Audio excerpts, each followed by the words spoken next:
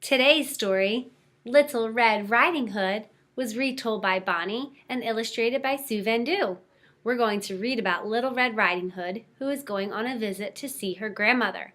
However, along the way, she runs into some trouble. Let's read together to find out what trouble she runs into. Little Red Riding Hood, retold by Bonnie, illustrated by Sue Van Du.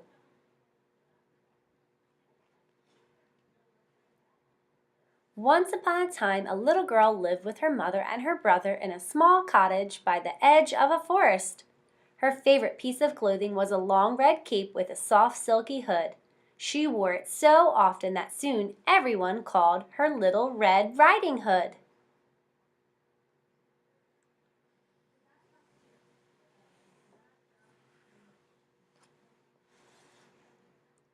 One day, Little Red Riding Hood was bored and looking for something to do. "You could sweep the floors," said her mother, who was busy painting the fence. "No," said Little Red Riding Hood, "I don't think that's what I want to do." "You could help clean the yard," said her brother, who was busy chopping wood. "No," said Little Red Riding Hood, "I know that isn't what I want to do."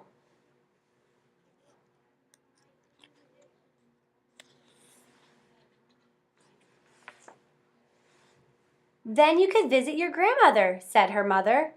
"You're old enough to go by yourself, and you haven't seen her for weeks." "That's exactly what I want to do," said Little Red Riding Hood. "Grandmother lives on the other side of the woods. It will be an adventure." So Little Red Riding Hood's mother packed a basket full of treats for the girl to take to her grandmother. "Just remember," said her mother, "the woods can be very dangerous. So when you leave, please go straight to Grandma's house and don't be late." "She won't listen," said her brother. "Yes, I will," said Little Red Riding Hood. "Of course she will," said her mother. "Oh, and dear, something else before you go. Only talk to those you know." "She won't listen," said her brother. "Yes, I will," said Little Red Riding Hood. "Of course she will," said her mother. "Oh, and one last thing, sweetheart. From the path you shouldn't stray, or you could get lost."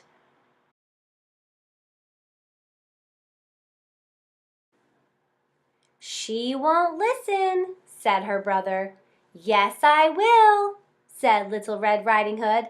"Of course she will," said her mother. "Goodbye, dear. Give your grandmother a big hug for me." "Yes, mother," said Little Red Riding Hood. Then she headed out the door, down the path, into the forest. There was so much to see in the woods: a sleeping owl, a giant mushroom, an amazing spider web. Then Little Red Riding Hood remembered what her mother had said: "When you leave, please go straight to Grandma's and don't be late."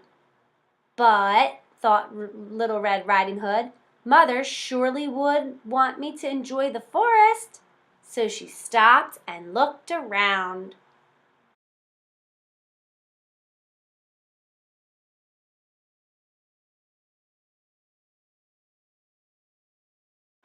Just then a dark shape stepped out from behind one of the trees. It was a wolf, and he was smiling a charming smile. "Why, hello, little girl," said the wolf. "Isn't this a lovely day?" Little Red Riding Hood remembered what her mother had said: "Something else before you go. Only talk to those you know." "But," thought Red Riding Hood, "he seems like such a friendly wolf. Mother surely wouldn't mind. She wouldn't want me to be rude."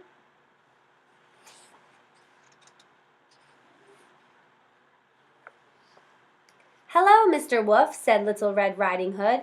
"Yes, it is a lovely day, and you seem to be such a delicious, by which I mean delightful, child." The wolf's smile grew even bigger. "What might your name be?"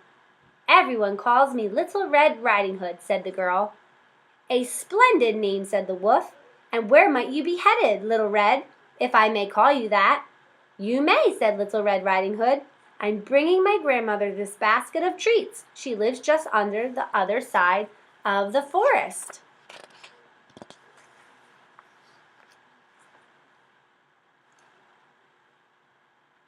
"How kind of you," the wolf said. "In fact, wouldn't your grandmother like a lovely bouquet of wild flowers as well? There are some just over that hill, down by the edge of the river."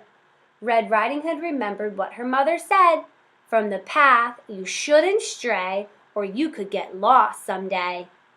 "But," thought Red Riding Hood, "Mother surely would want me to bring grandmother some flowers." "That's a wonderful idea, Mr. Wolf. I'll pick some right away." And she scampered off into the woods. "Goodbye, Little Red," the wolf called after her. "I'm sure we'll meet again very soon." And then he whispered, "By which I mean for lunch." The moment Red Riding Hood disappeared, the wolf dashed down the path toward Grandmother's cottage. He tapped lightly on the door. "Grandmother," he said, in his best little girl voice, "it's me, Little Red Riding Hood." "Little Red? Really? How wonderful!" Grandmother flung open the door. "Wait," she said, "you're not Little Red Riding Hood." "Sadly, no," said the wolf, "by which I mean goodbye," and he swallowed the grandmother in one big gulp. "And now," said the wolf, patting his stomach, "I'll wait for dessert." Sometime later, Red Riding Hood came out of the woods. She was dirty and rumpled, and there were burrs in her hair. "It was much harder to find the path again than I thought it would be," she said. She was surprised to find her grandmother's door wide open. She stepped inside. "Grandmother, are you home?" "Yes, dear," came a scratchy voice from the bedroom. "But I'm in bed. I'm afraid I have a nasty cold."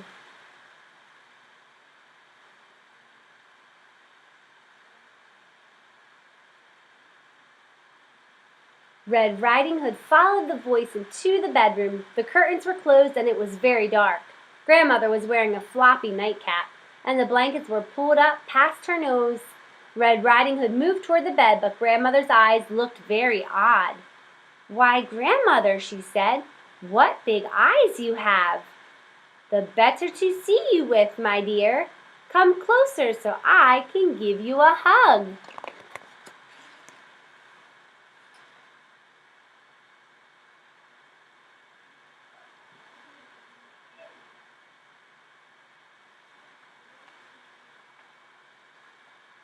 Red Riding Hood took another step and saw two odd triangles poking up under the nightcap. "And Grandmother, what big ears you have!" "The better to hear you with, my dear. Can you come a bit closer still?" Just then the blanket slipped from Grandmother's face, revealing two rows of very sharp teeth. But, Grandmother," said Red Riding Hood, "what big teeth you have!" "The better to eat you with," roared the wolf, leaping out of Grandmother's bed.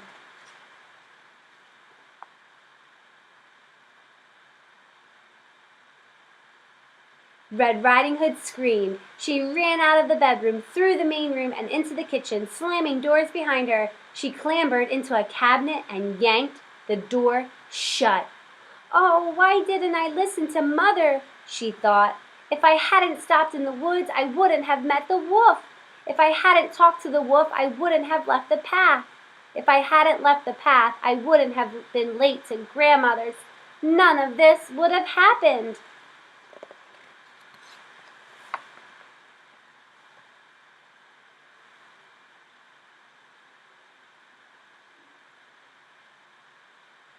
In the kitchen she could hear the wolf calling her.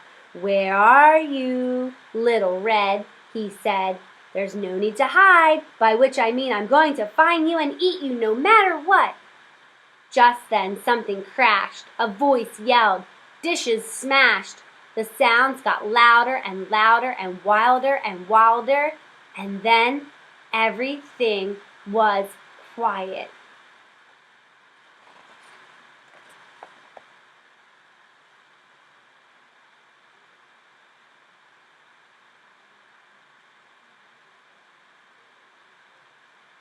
Little Red Riding Hood peeked out from the cabinet.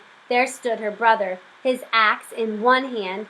He was helping Grandmother step out of the wolf. Thank you, my dear, said Grandmother. It was very dark in there. I knew the brother looked at Little Red Riding Hood. I knew you wouldn't listen. Little Red Riding Hood scrambled out of the cabinet and gave her brother a big, big hug. You were right, she said, but I will listen from now on.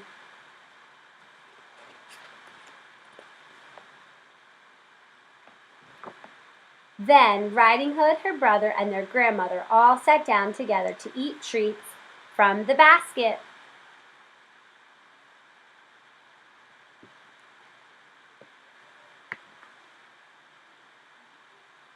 The end.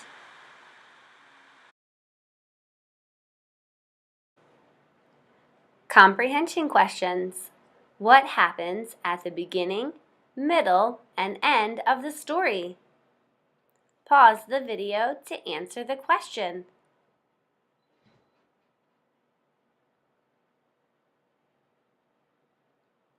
What did Little Red Riding Hood learn?